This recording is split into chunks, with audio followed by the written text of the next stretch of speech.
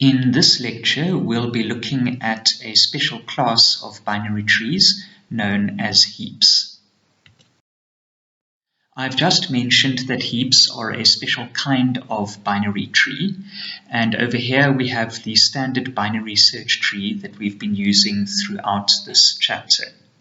So as we know, binary search trees consist of nodes, where each node has a maximum of 2 children, which are also nodes, and that would be then the left child and the right child of the node in question. We must also maintain the binary search tree property, which states that all of the values in the left subtree under a node must have values that are less than the values stored in the node in question.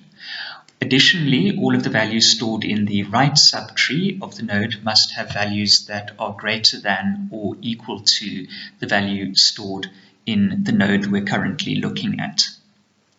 So over here we have a heap, and we see that it has the same general structure as a binary search tree. It again also consists of nodes where each node can have 2 children, a left child and a right child. However, the properties of a heap are different to the properties of a binary search tree. So a binary search tree is called a max heap if it satisfies 2 properties. The first property is that the value of each node is greater than or equal to the values stored in each of its children. So we see that illustrated over here. The value that is stored in this node has to be greater than or equal to the values stored in the children. So in other words, stated another way, in each of the subtrees, the left and the right subtree, the value stored must be less than or equal to the value stored in the node that we are currently looking at. The second property is also very important. The tree must be perfectly balanced, and the leaves in the last level must all be in the leftmost position. So essentially the same kind of structure that we saw with the DSW algorithm that we covered when we were talking about tree balancing. Let's now look at a couple of examples of binary trees and try to determine whether they are heaps or not. So here's our first tree, and what I would like you to do is to pause the video and try to answer whether this tree is a max heap or not. Alright, so we need to look at both of the properties of max heaps in order to answer this question. And our first property requires us to look at each of the non-leaf nodes. So let's start with the root node, which contains the value 20. And if we look at every node under that, we see that they contain values that are less than 20. If we look at this non-leaf node containing the value 10, we again see that every value under it is less than 10. And for this node, which has a value of 7, we see that both of its children have values that are less than 7. Finally, if we look at node 15 over here, we see again that both of its children have values that are less than the value 15. So we see then that the first property of max heaps is satisfied. But both properties have to be satisfied, so we also need to look at the structure of the tree. And we see that this tree is perfectly balanced. And additionally, on the last level, all of the leaf nodes are on the far left. So this means that both of the properties of max heaps are satisfied, and therefore we are dealing with a max heap here.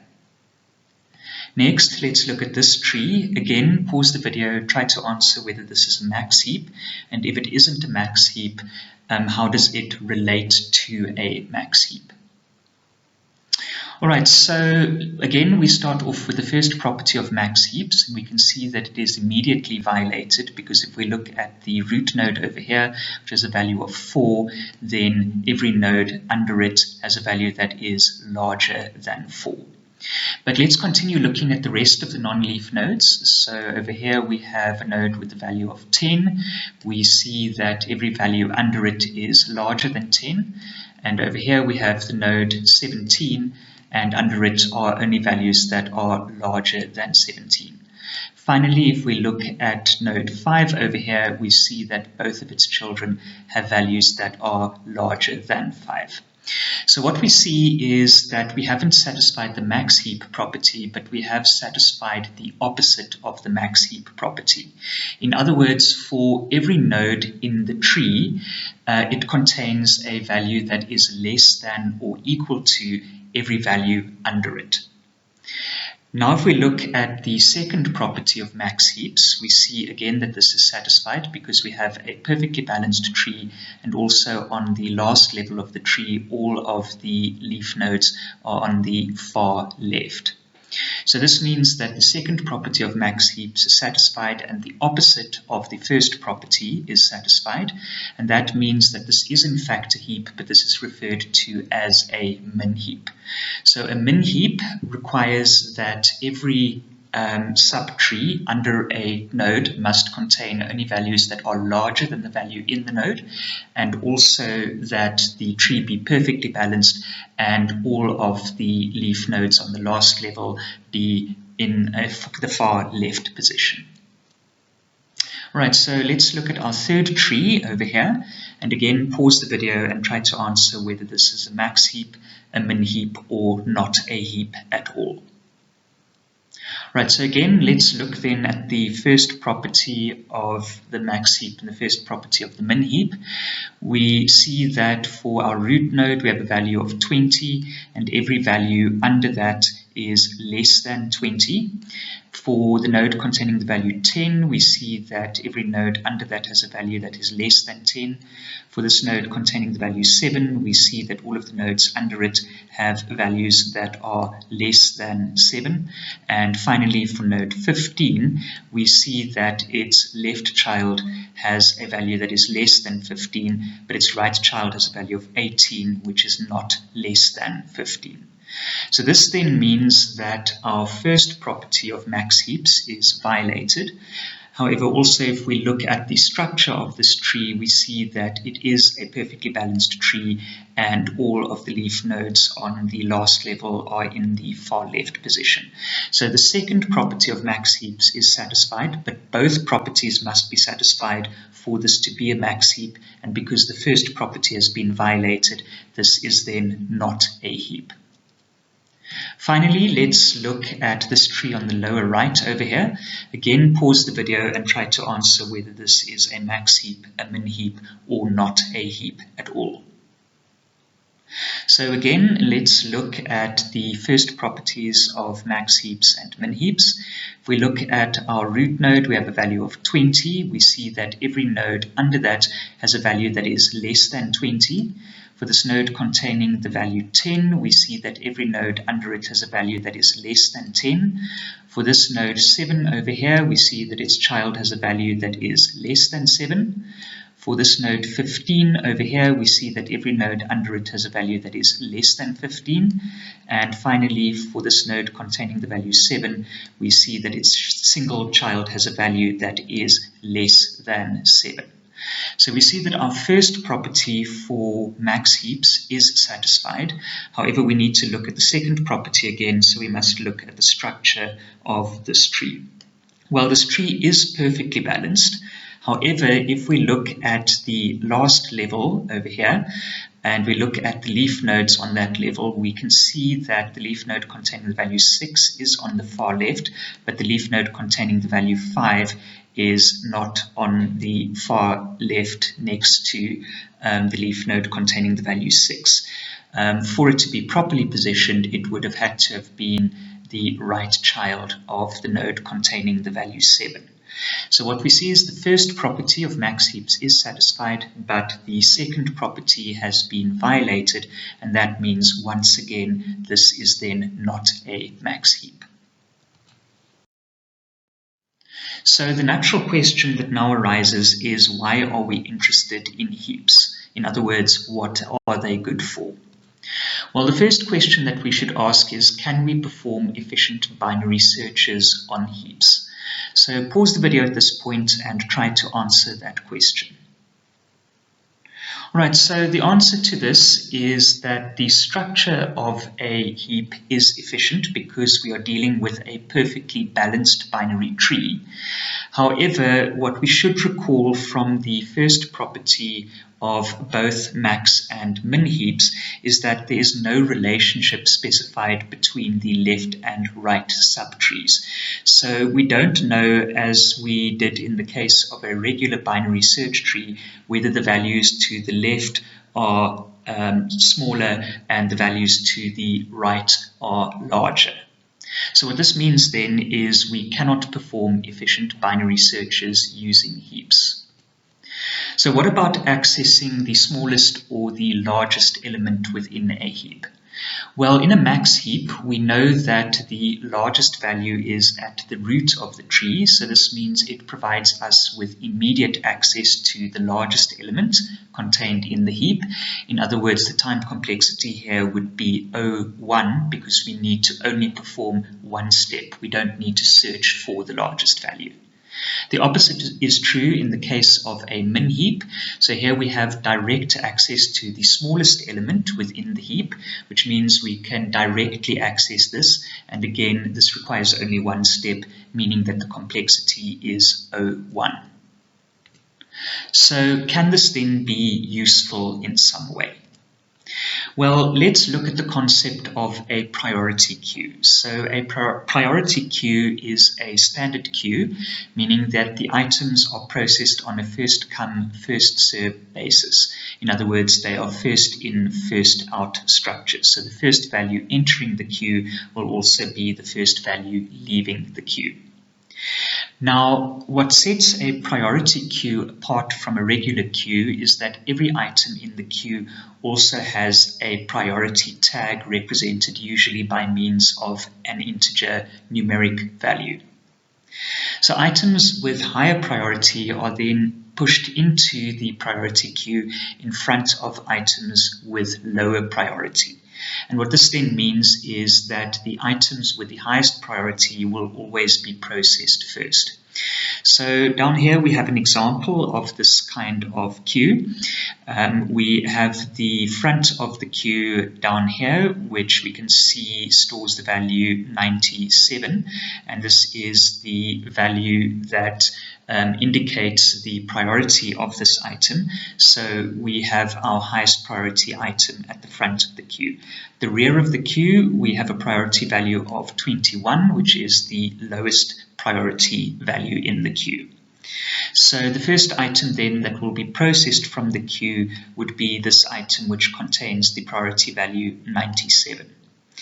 Now we assume that a new element arrives, and this element has a priority tag value of 37.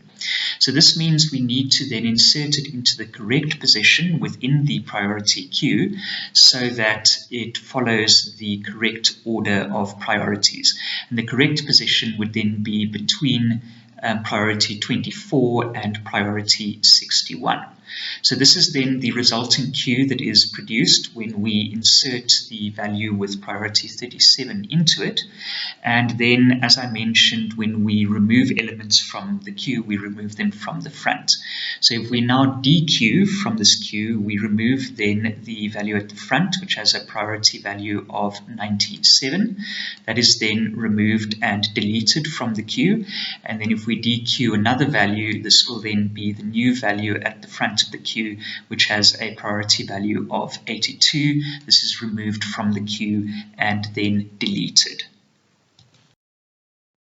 Now, it turns out that max heaps are a very good representation of priority queues.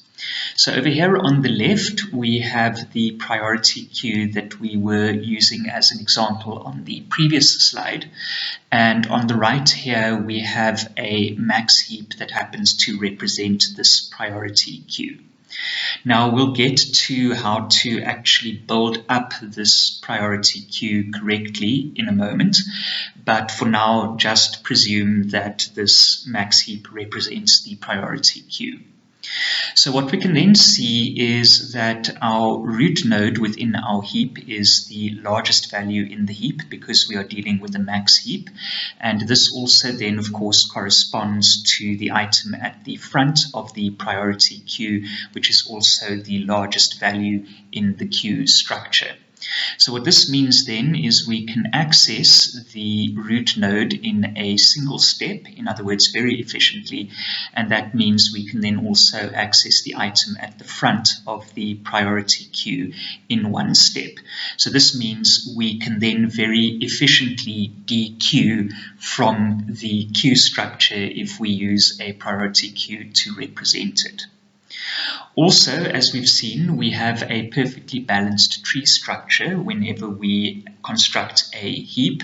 So this means that the path to every leaf node takes log base 2 of n steps, where n is the number of items in the heap. So what this means then is it is very efficient to move through the tree and to access nodes, which we will need to do when we restructure the heap. But what we need now at this point is a pair of algorithms. Firstly, an enqueue algorithm in order to add items to the max heap, and then a dequeue algorithm in order to remove an item from the heap. And in both of these cases, we need to maintain the heap properties that we spoke about previously. Now, heaps are usually implemented in the form of arrays. What this means is it is very easy to represent a heap structure in a program. We only need a standard array. We don't require objects that are linked to each other by means of references or pointers, as a number of other data structures such as linked lists and trees very often are. Now, successive node values are stored then within the array in a breadth-first manner as they are taken from the tree representation. So over here we have our heap represented as a tree, and down here we have our array representation for this heap.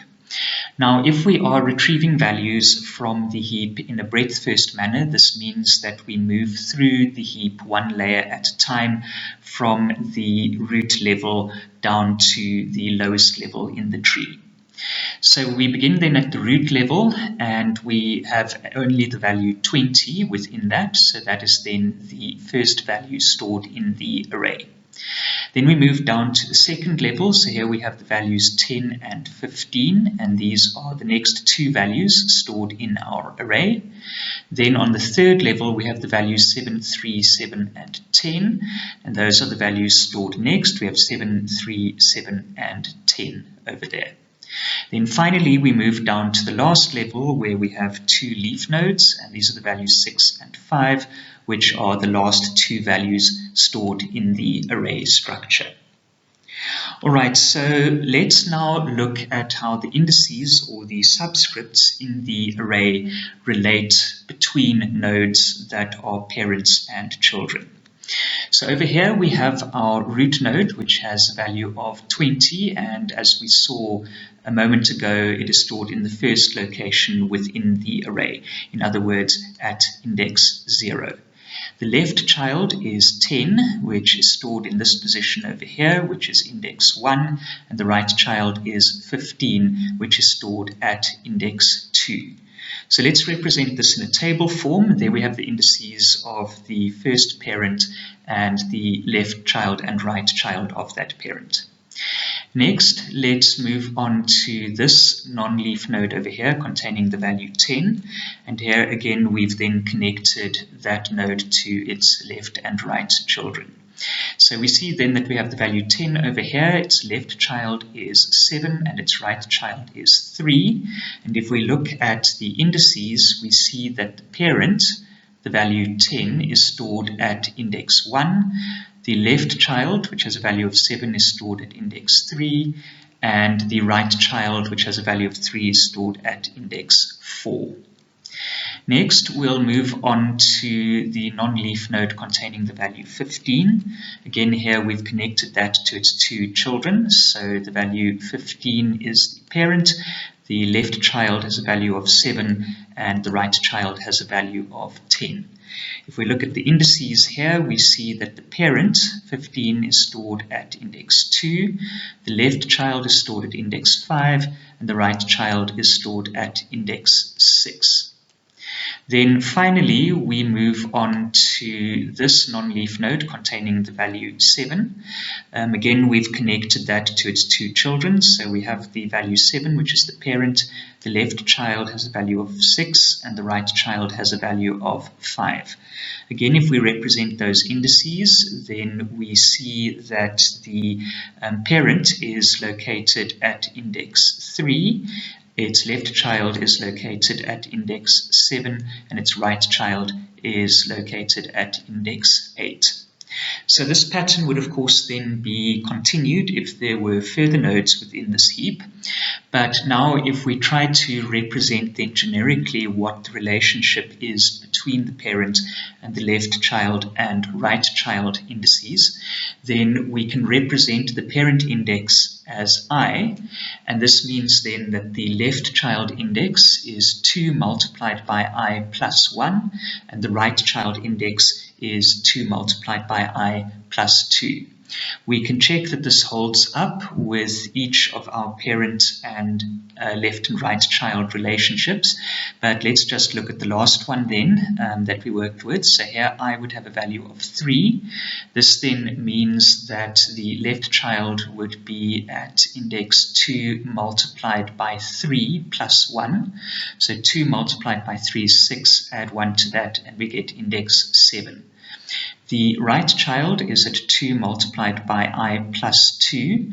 So because I is 3, we have 2 multiplied by 3, which is 6, plus 2, which gives us an index value of 8.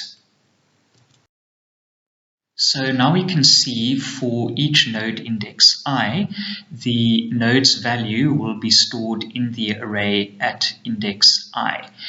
And it then has a left child, which is located in the same array at index 2 multiplied by I plus 1, and a right child also located in the same array at index 2 multiplied by I plus 2. However, we can also then compute the index of the parent of any particular node. So if we're trying to compute the parent of the node value at index I, then we again look in the same array, but we then compute I and subtract 1 from that, and then divide this value by 2. We also take the floor of this value, meaning that we throw away any fractional portion of the value, effectively rounding it down. So let's look at that in terms of this row of the table over here, and we'll look at the left and right children and compute the parent index from those. So over here we have our left child located at index 5. If we then apply this to our formula over here for computing the index of the parent, we subtract 1 from 5, which gives us 4, and then divide 4 by 2, which gives us a result of 2, which is the correct index of the parent. If we look at the right child, we see that it's located at index 6, so we subtract 1 from 6, giving us 5. We divide that by 2, that gives us 2.5, but then we take the floor, so we throw away the 0.5, that gives us a value of 2, which again is the correct index for the parent node. So now that we've discussed the structure of a max heap in the form of an array, we can move on to the in-queue operation. So the in-queue operation obviously involves adding an element to the max heap, and therefore the priority queue, which we are representing by means of a max heap. And when we add an element, then we need to make sure that the heap properties are still preserved, and both of those properties must be preserved. So the next question is, what is the best place to add an element? So pause the video at this point and see if you can come up with a suggestion for a location where this element should be placed. Right, well, the most logical position is the leftmost leaf position within the tree. So in other words, in this tree over here, the leftmost leaf position would be in this location as the left child of the node containing the value 3. Why is this the most logical position? Well, we need to maintain property 2 of our max heap. So in other words, we need to ensure that we have a perfectly balanced tree and all of the leaf nodes on the lowest level are on the far left of that level. So this position then ensures that characteristic for us. So when we then enqueue an item, we add an element to the open leftmost leaf position, and then we swap this element with its parent as long as the element's value is larger than the parent's value and the element is not yet the root. So in other words, if we insert a value at this location, then we test to see whether this value is larger than its parent value, which is 3. Now, if it is smaller than 3, then we don't need to perform any swapping at all. But if this value is larger than 3, then we need to swap the value that's been inserted at location X with the value that is currently 3 at this point. And we keep performing the swapping until either the element's value is not greater than its parent's value, or the element has been moved all the way to the root of our heap. So this is then the enqueue algorithm in the form of pseudocode. We are enqueuing an element represented by the letters EL. We then put the element at the end of the heap. Now, this location over here within the heap, or any location that is the furthest left position in the lowest layer, will be located right at the end of the array. So placing this element into the heap is fairly efficient as well. Then we have our while loop that performs swaps as long as they are necessary. So this continues while the element is not in the root of the tree and the element is greater than the parent of the element. And as long as this is then the case, then we swap the element with its parent. Once this loop then ends, we will then have re-established the heap properties, both in terms of where values are located within the heap and also in terms of the structure that the heap tree needs to maintain.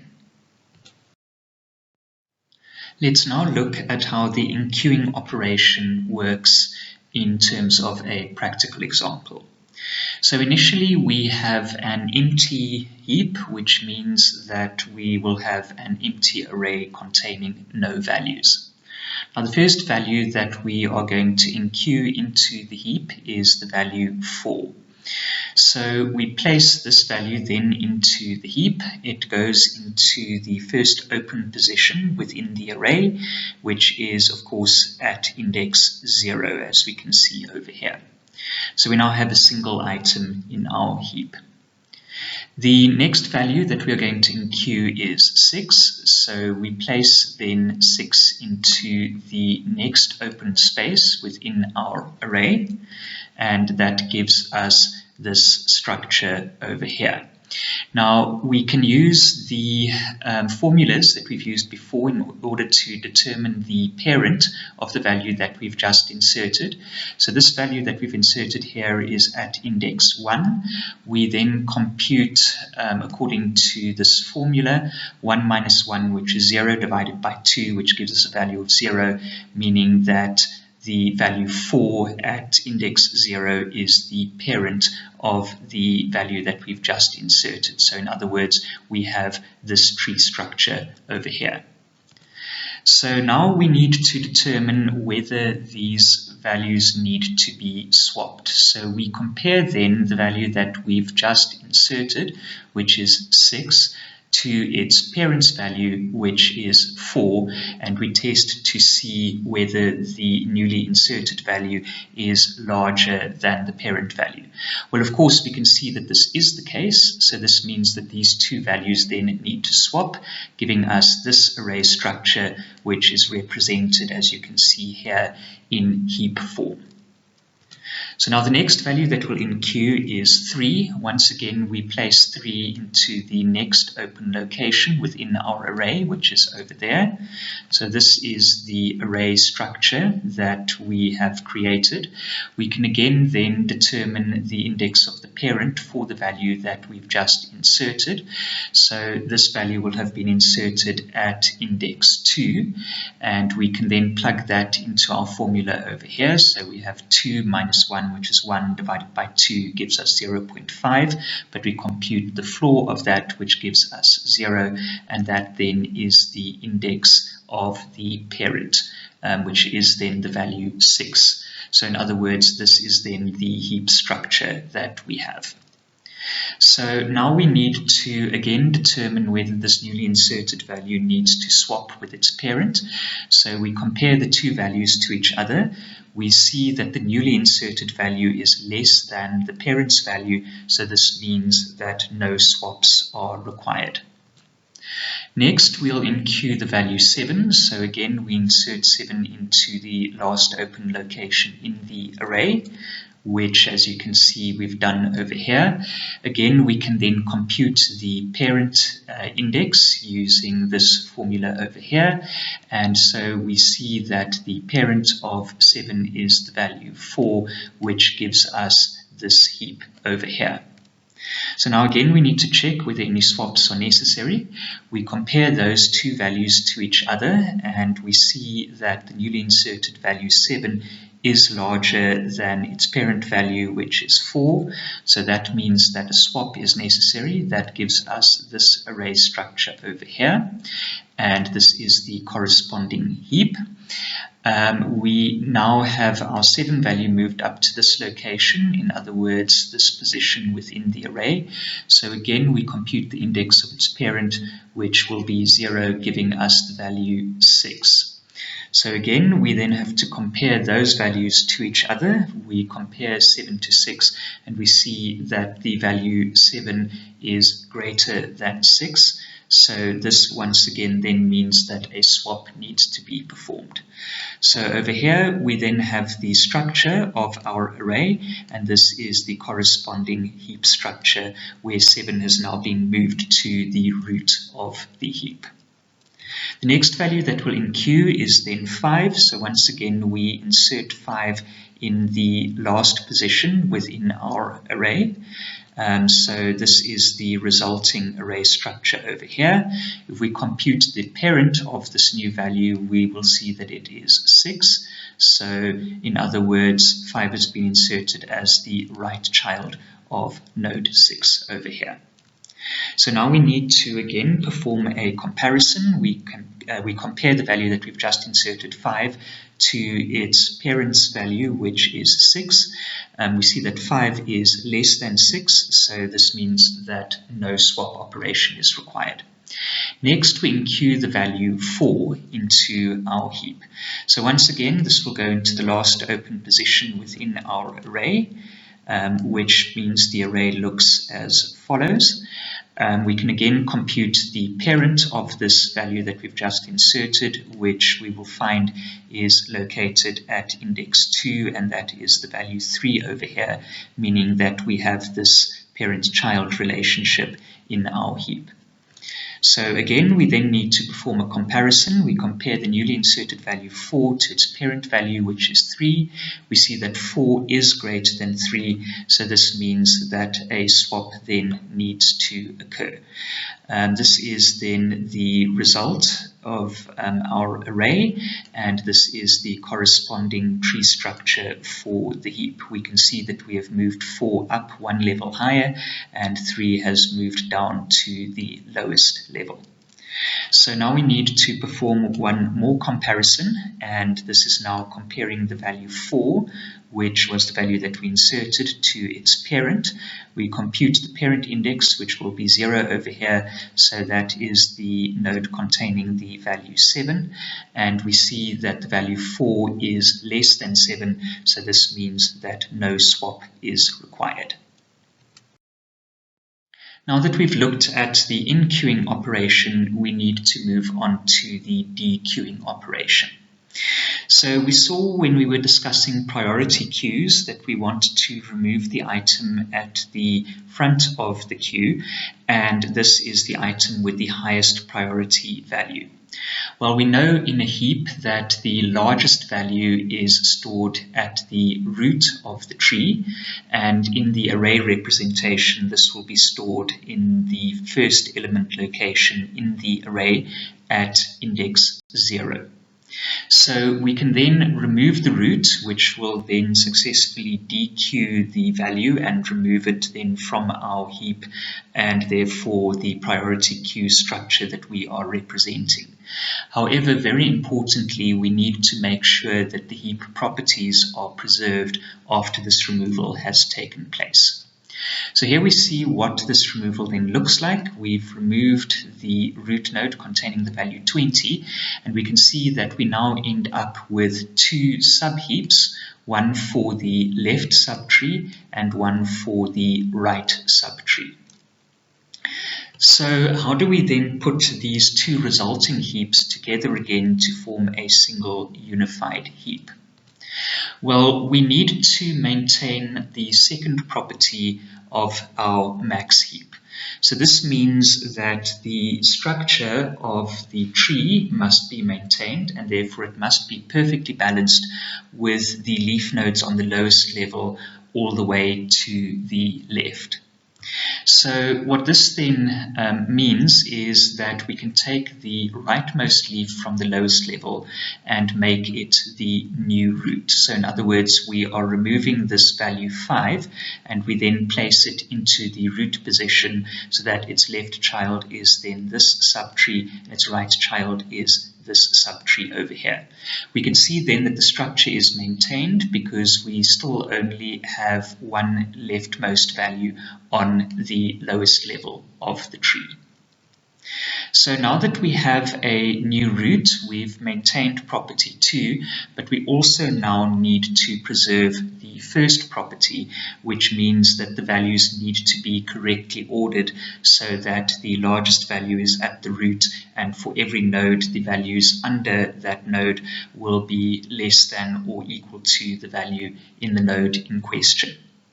So we can do this then by swapping P, which we will initially set to the root of the tree, with its largest child, while P is less than the largest child's value. So what this means is we then need to, for each potential swap that takes place, we need to consider both the left child and the right child and pick whichever one is the largest.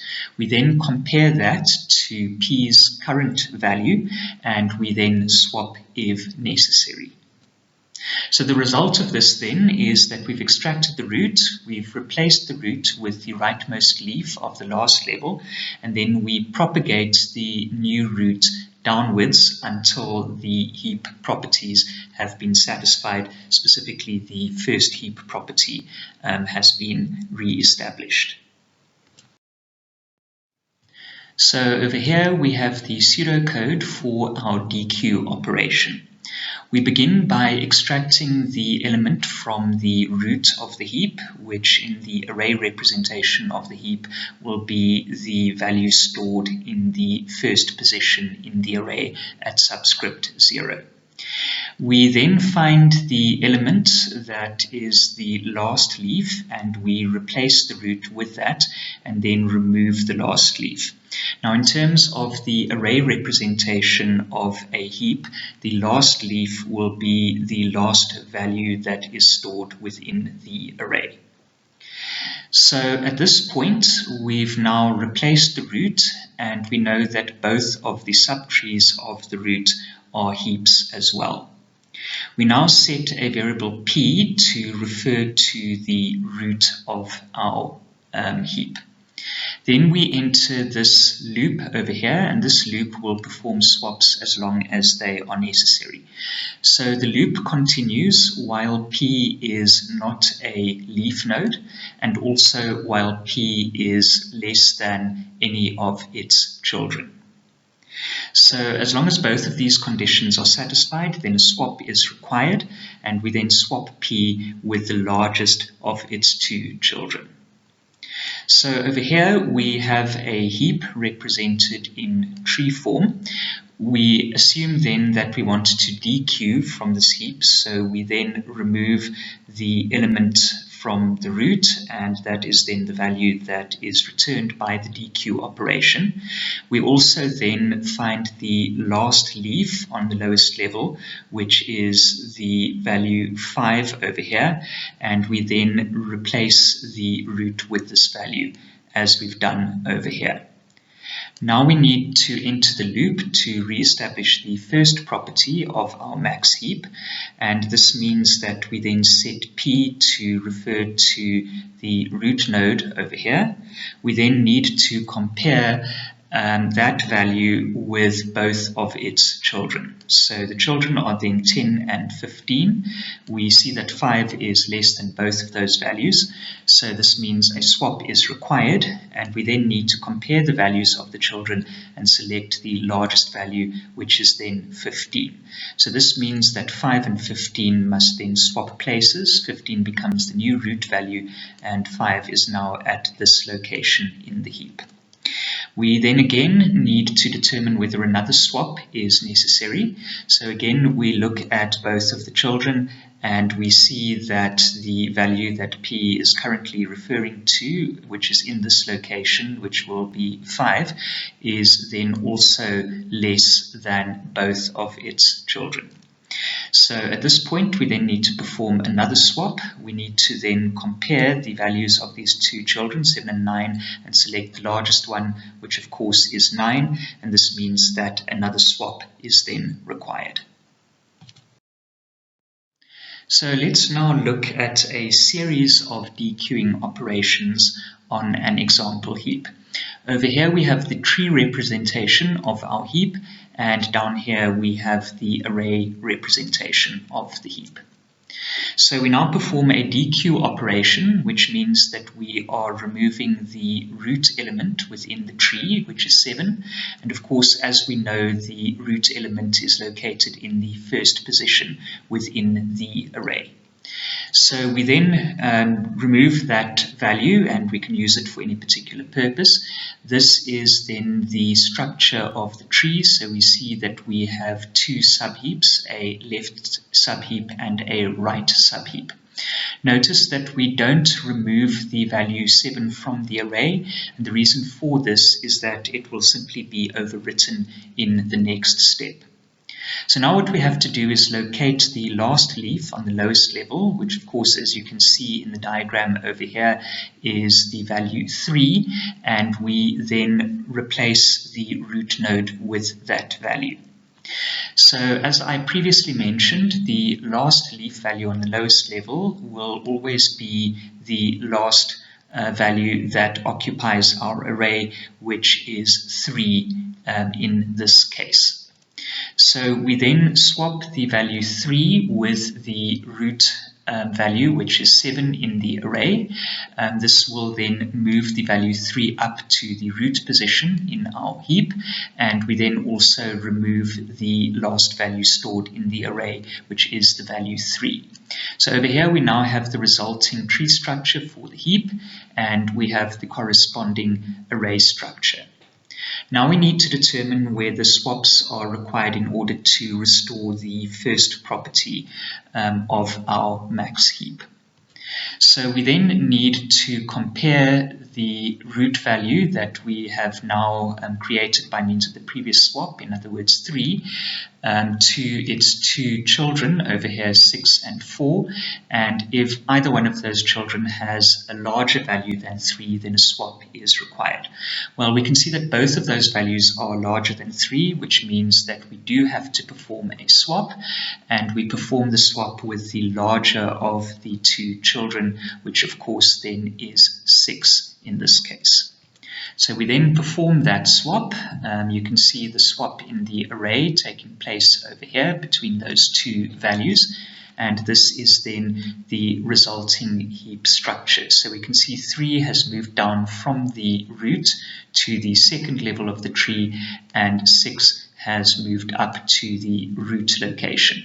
And again, over here we have the array representation for this heap. So now we can't stop yet. We need to determine whether another swap is required. So again, we then need to compare the value 3 to its two children, 4 and 5 over here. And if either one of those values is larger than the value 3, in other words, their parent's value, then a swap is required. Well, we see that both of those values are larger than 3, so that means that a swap must be performed. And of course, the swap is with the larger of the two children, which is then 5. So we then need to perform a swap. We can see that we're swapping 3 with 5. These are the values in the array that we are swapping with one another, and this is then the resulting tree structure after that swap has taken place. So we see that 3 has now moved down to a leaf location over here, and the value 5 has moved up to the second level. This is the resulting array structure after that swap has been performed. So at this point, our loop can then terminate because our value p, which is referring to this 3 value over here, has become a leaf node, and that means the loop then terminates. So now let's perform another dequeue operation. We're now removing once again the root node value in the tree, which of course, as you can see here, is then 6. This is then the resulting tree structure with the root node removed. So again, we can see that we have 2 sub-heaps. However, once again, notice that we are not removing the value 6 at the start of the array. The reason for this again is that we are going to overwrite it in the next step. So now what we need to do is locate the last leaf node on the lowest level, and we need to place that in the root position within the tree. Once again, this value is located in the last occupied position within our array, which is then the value 3, as you can see over here. So what we then need to do is swap this value 3 with our root node value, which is located in the first position within our array, and then we remove this value 3 from the end of our array. So this is the resulting tree structure over here. We can see that the value 3, which is the last leaf, has moved up to the root, and this is the resulting array structure over here, where the value 3 has been removed from the end of the array and placed into the first position in the array. So now we need to again enter our loop and determine whether swaps are necessary. So again, what we then do is compare our p, which initially refers to our root value, which is 3, to the two children, and if either one of those two children has a value that's larger than 3, then a swap is required. Well, of course, we can see that both of these values are larger than 3, so therefore a swap is required, and swap, of course, occurs with the larger of the two children, in other words, 5 over here. So that means we need to then perform that swap. These are the two values that are swapped with each other in our array, and this is then the result of the swap. So we can see then that we have moved 3 down one level within our tree from the initial root position, and the value 5 has been moved up now into the root position within our tree. We can over here again see the array representation for this tree after the swap has occurred. So the values 3 and 5 have swapped with each other, and you can see that at the start of the array over here. Alright, so again we then need to determine whether another swap is required. So we now need to compare P's current value, which is 3 again here. It's moved down to this location in the tree, and we compare that to the children of that node. There's only one child which then has a value of 4. So we see then again that 4 has a larger value than 3, and this means then again that a swap has to take place. So this is then the resulting tree structure. We can see that 3 has been moved down from the second level to a leaf node position, and 4 has been moved up to the second level of the tree. These are the values that we were swapping in the array, and you can see that they've been swapped in this resulting array representation of our heap. At this point, we've now moved 3 all the way down to a leaf node position, so no further swapping can take place, and our loop now terminates. Next, we'll then dequeue again from this heap, so we are now removing the root value, which is 5. So seeing as we are performing a dequeuing operation, this of course means that we need to then remove the value at the root of our heap. Of course, as we know, this is the first value stored in the array representation. So this is the result of removing the root node. We can see that once again we have 2 subheaps. However, again, notice that we don't need to do anything to this value 5 in our array because it will be overwritten in the next step. So now we need to locate the last leaf node on the lowest level, which of course, as we can see here, is 3, and we need to move that value to the root of the tree. So once again, we see that the last leaf value is located in the last occupied location within our array. In other words, this value 3 over here, and we need to then move that value to the root, which means that it needs to overwrite the value right at the start of the array. We then also remove this value from the end of our array, and that gives us this array structure over here, and this is the resulting tree. Again, however, we need to determine if any swaps are necessary. So once again, we then need to compare the new root value, which is 3 over here, to both of its children. If any one of the children has a value that is larger than 3, then a swap is needed. Well, we can see that both values are of course larger than 3, so therefore a swap is required, and we swap with the larger of the 2 children. Now in this case we can see both children have the same value, so we could technically swap with either of them, but for simplicity's sake we'll just swap with the left child. So that means these 2 values then need to be swapped within our array structure, and this is then the resulting array over here and the resulting tree representation of our heap. We've now moved 3 down to a leaf node position, so this means that our while loop will then terminate and no further swapping can be performed. So at this stage we'll perform another dequeuing operation. This means that we are removing again the root, and once again that is of course located in the first position in our array. So this is then the resulting tree after the root node has been removed. We can see that we have 2 subheaps, each containing a single value, and once again we don't need to do anything to this value 4 over here because we will overwrite it in the next step. So now we need to find the last leaf node value on the lowest level, which of course, as we can see here, is then 4, and we need to move that value to the root of our tree. So we do this then, of course, by performing an overwriting operation. We overwrite the old value at the start of our array with the value right at the end, which is our last leaf node, and then we remove the last value in the array. So that then leaves us with this array structure over here, and this is then our resulting tree representation of our heap. Now we need to determine whether any swaps are necessary.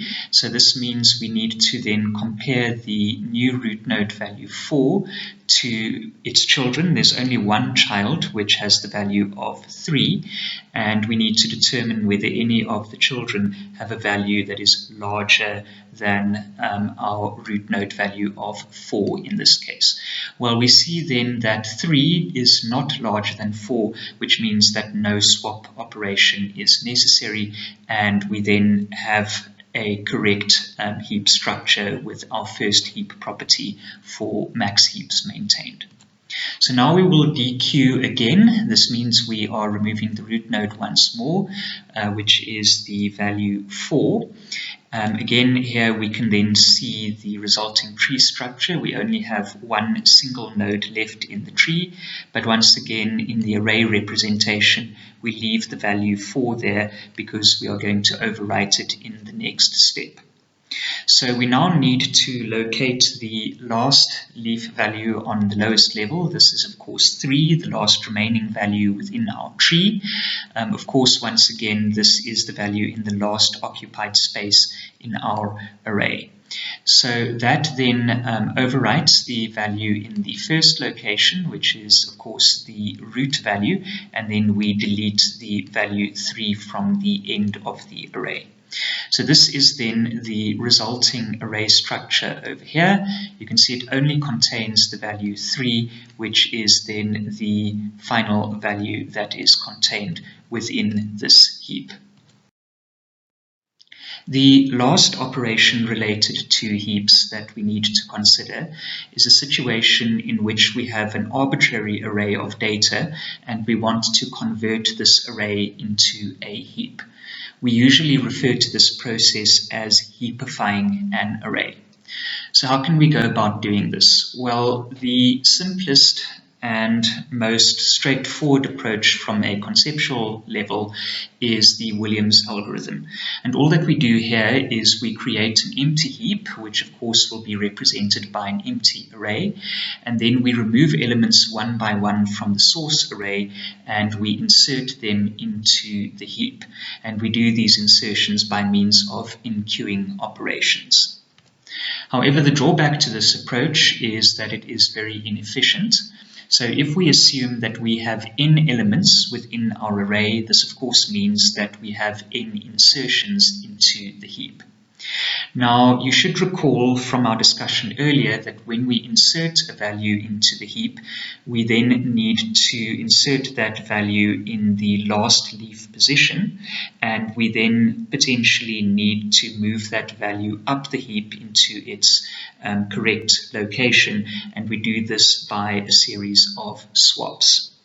So these swaps are upward swaps, and we know that if we are performing a standard downward traversal to a leaf node within a binary tree, then we perform log base 2 n steps. So moving elements up is exactly the same, and this means that for each insertion there's then a maximum of log base 2 of n upward swaps. So if we then combine this for all of the n insertions, we get an overall complexity of O(n) log base 2 of n. This is of course a very bad performance-related efficiency. So the Williams algorithm, in other words, is very slow. So is there then a better way? Well, the standard approach, which is much more efficient than the Williams algorithm, is called the Floyd algorithm. So this is a bottom-up approach. What we do is we pretend that the array that we've been given is already a heap. Then we set P to the index of the last non-leaf node, and we then also set start to P's current value. So now we need to enforce our first heap property, and we do this by moving start and also obviously its value down as far as is necessary. And we do this by means of the loop that we saw was the last step in the dequeuing process. So once we've then moved start to its correct location by means of these swaps, we then set P to the previous non-leaf node, and then we repeat the process again. So we continue then doing this while P has a value that's greater than or equal to 0. So in other words, P begins with the last non-leaf node and then ends with the first non-leaf node, which is of course the root node in our tree representation.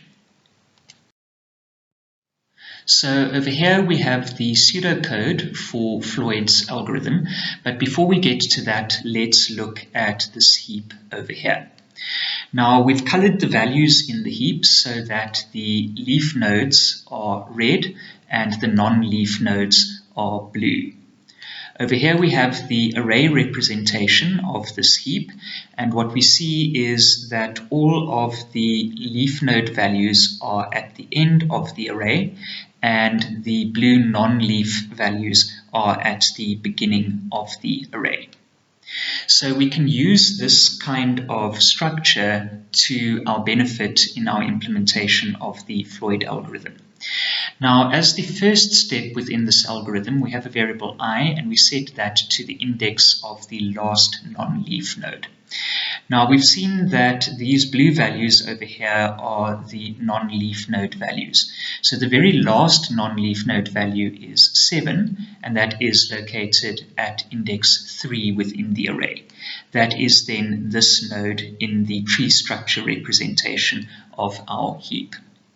Now we'll get to how we compute the index of that value in a moment, but the important thing to understand is then that we need to move back through each of our non-leaf nodes. So what this means is then if we set I to the index of our last non-leaf node, it will then be referring to the value 7 over here. We can now set up a loop that uses I as its control variable. The control variable I decrements by 1 at each step, and the loop continues while I is greater than or equal to 0. So what this means then is that I will iterate from subscript 3 to subscript 2 to subscript 1, and then finally to subscript 0, which is then the root of the tree. So this is then a rather neat way for us to be able to use a simple loop to move backwards through each of the non-leaf nodes. Now inside our loop we then have a variable p, and we set that to i's current value, and then we have a nested while loop over here. So this while loop then continues while P is not a leaf node, and also the data element at index P is less than any of its children. If this is the case, then we swap P with the largest of its two children.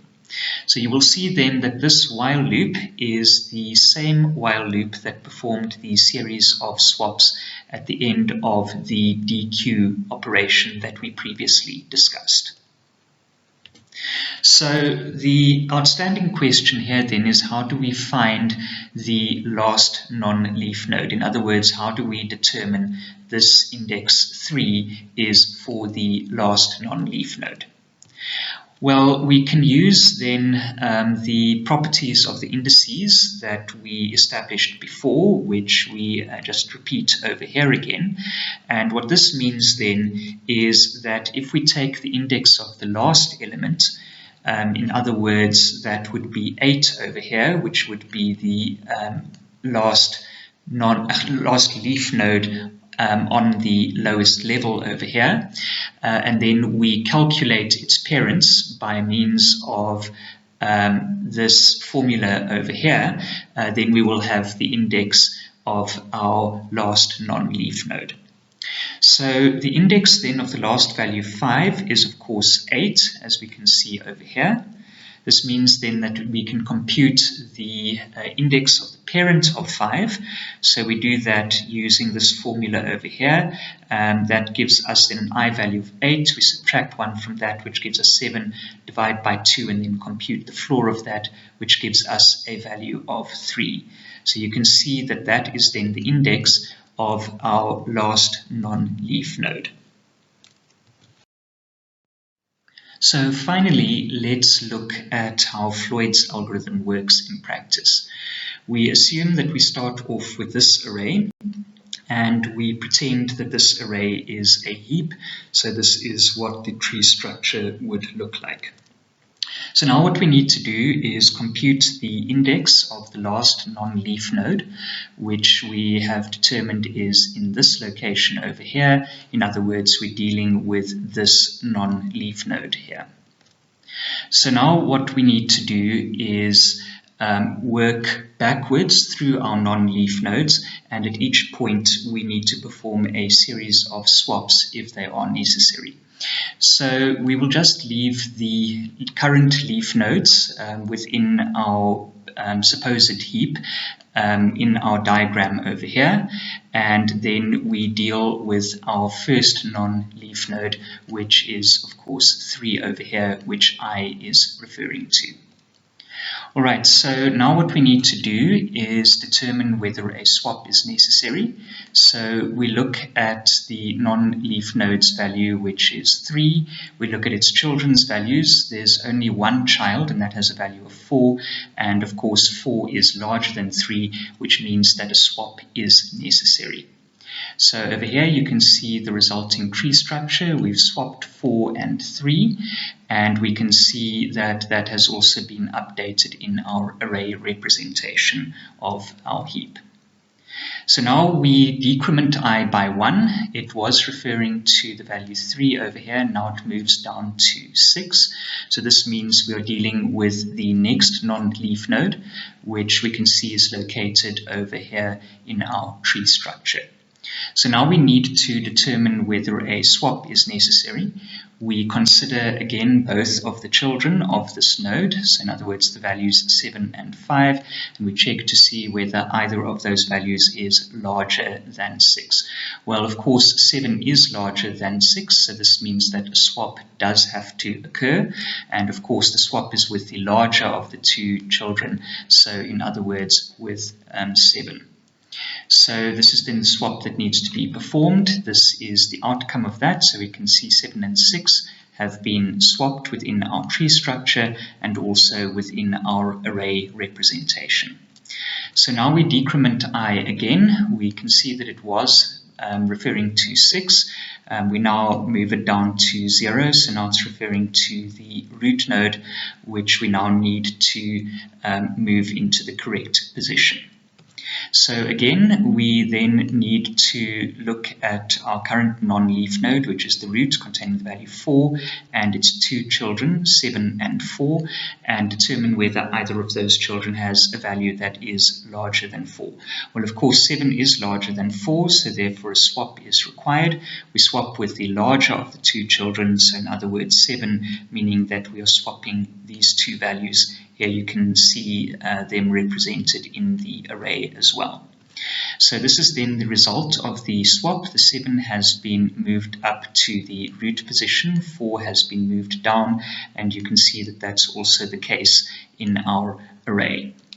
So now we again need to then consider our current non-leaf node that we're looking at, which has a value of 4, and look at both of its children, 6 and 5, and determine whether any of those children are larger than 4. Well, we see that both of them are, of course, so therefore we need to perform another swap, and the swap is, of course, for the larger of the two children, in other words, 6. So we then perform that swap operation. This is then the resulting tree structure over here. And we can see that we have moved 6 higher up in the tree and 4 has moved down into a leaf node position. This is then our resulting array. And at this point, we now have a max heap. we can see that all of the heap properties have been maintained, and therefore we can terminate our execution of Floyd's algorithm.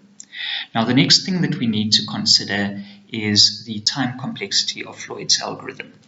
So it turns out that the efficiency is ON, where n is the number of values within our original array. The reasoning behind this is provided in the textbook, but I won't be going into that in this lecture.